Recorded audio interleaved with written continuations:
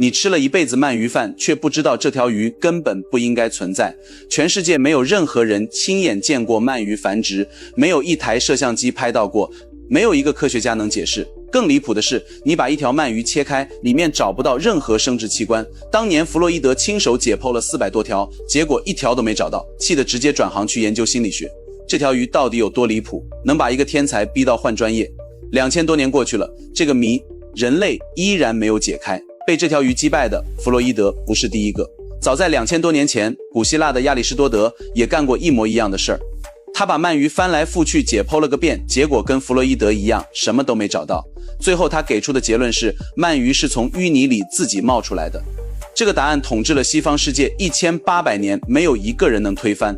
更离谱的是，后来有人说鳗鱼是露水被太阳晒出来的，有人说是马尾巴上的毛掉进水里变的，还有人说是老鳗鱼蹭在石头上掉下来的皮屑长成的。全人类对着这条鱼瞎猜了2000年，全军覆没。不是他们笨，而是这条鱼藏了一手最变态的操作。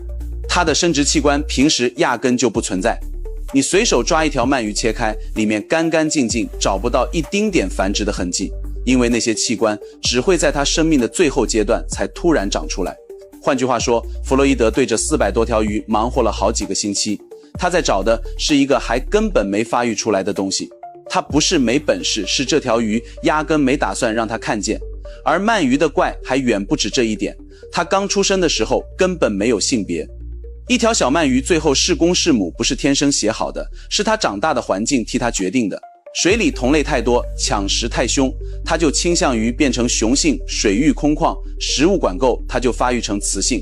这是脊椎动物里被记录到的最极端的性别可塑性之一。说白了，你盘子里这条鳗鱼是公是母，其实是他小时候待的那条河在替他做的。鳗鱼身份的坑还没填完，他的幼体又来骗人。有几年，科学家在海里捞到一种透明的东西，薄得像一片柳叶飘在水中，所有人都一口咬定这是个新物种，专门给它起名叫柳叶鳗，当成一种独立的鱼研究了将近100年。直到1896年，意大利动物学家格拉西养了一条在缸里，几个月后，他眼睁睁看着这片柳叶慢慢变形，最后变成了一条鳗鱼。所谓的新物种不过是鳗鱼的伪装，一条鱼把整个科学界足足耍了100年。身份搞清楚了，下一个问题马上又来了，他们到底是在哪儿出生？1904年，一个叫约翰内斯·施密特的丹麦人决定亲自去找。他的方法很笨，却很吓人。他开着船在大西洋上一网一网捞幼体，因为他觉得捞到的越小，就离产房越近。他就这么追着越来越小的幼体，在大西洋上漂了整整19年，中间还赶上第一次世界大战，换了好几条船。19年是什么概念？一个人的一生也不过3-4个19年。最后，所有数据汇成一张图，像一圈圈同心圆，圆心死死指向马尾藻海。这片海根本不像地球上的地方，普通的海都有海岸线，它没有，四面被洋流死死围住，水面常年飘着一层棕色的海藻，安静的像一面死掉的镜子。施密特断定，全欧洲的鳗鱼都从这里出生。这句话的意思是，你那碗看起来平平无奇的鳗鱼饭，他的父母曾经横跨将近6000公里的大西洋，只为游回这片没有岸的海。那他到底是怎么游回去的？一条鳗鱼可以在淡水里安安稳稳活上10几年，甚至几十年，对繁殖毫无兴趣。然后某一天，他体内的某个开关突然被按下，从这一刻起，他再也不进食，皮肤变黑，肚子变成银白，眼睛飞快地膨胀，瞳孔重新发育，为的是看清深海里仅剩的那一点光。而最狠的是，他的消化道开始退化萎缩，几乎彻底停工。他亲手拆掉了自己吃饭的本事，把腾出来的空间全部拿去发育那套器官。没错，就是弗洛伊德翻遍400多条鱼都没能找到的那套器官，只有在这一刻才肯现身。改造完成，他头也不回地钻进大海。研究发现，鳗鱼能感知地球磁场的细微变化，身体里像是预装了一台罗盘。它顺着墨西哥湾暖流踩上这条流动的传送带，一口气横跨几千公里，而且它走的还不是水面，是几百米甚至上千米的深海，那里阳光完全照不进来，水压足以压垮普通的潜水设备。有人亲眼见过鳗鱼为了下海爬上公路，翻过停车场，攀上水坝，在暴雨的夜里拼命扭动，什么都拦不住它。没有地图，没有食物，更没有回程票。可100多年来，人类就是追不上它。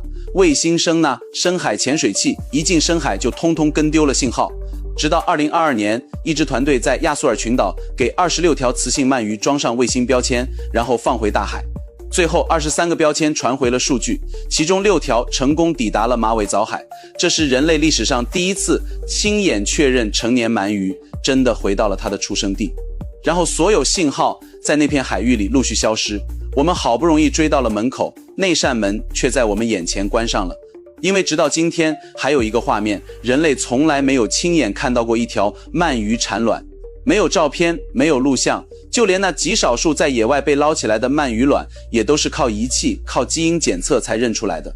没有一个人真正目睹过它们被产下的那一瞬间，科学家只能推测，它们在漆黑的深海里完成受精，随后耗尽最后一丝力气，缓缓沉入海底，安静地死去。对他们来说，产卵就是终点，用一场赴死换来下一代的出生。人类不甘心，干脆想自己造一条出来。日本人为这件事死磕了40年，直到2010年才勉强在实验室里逼着鳗鱼产了一次卵，靠的是注射激素，模拟深海的高压和黑暗，硬生生把它催到性成熟，可代价高到离谱，鱼苗大批的死，一条人工鳗苗的成本一度高达上百万日元。但就在这2年，情况突然变了，靠着无数个微小的技术突破，这个成本被一路砸到了大约1800日元。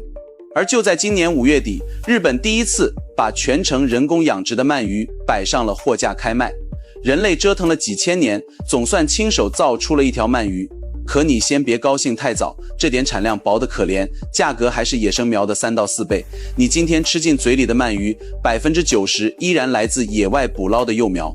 实验室这道关我们勉强攻下了，可那片海我们到现在都还没看懂。而就在我们苦苦追问的同时，这条鱼正在飞快地消失。欧洲鳗鱼如今已经被列为极度濒危，过去40年能游回欧洲的幼鳗数量暴跌了大约95%。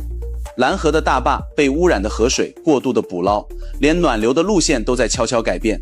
一种熬过了恐龙、熬过了冰河期的生物，正在我们这一代人手里加速走向消失。我们很可能会在真正看懂它之前，就先把它给弄丢了。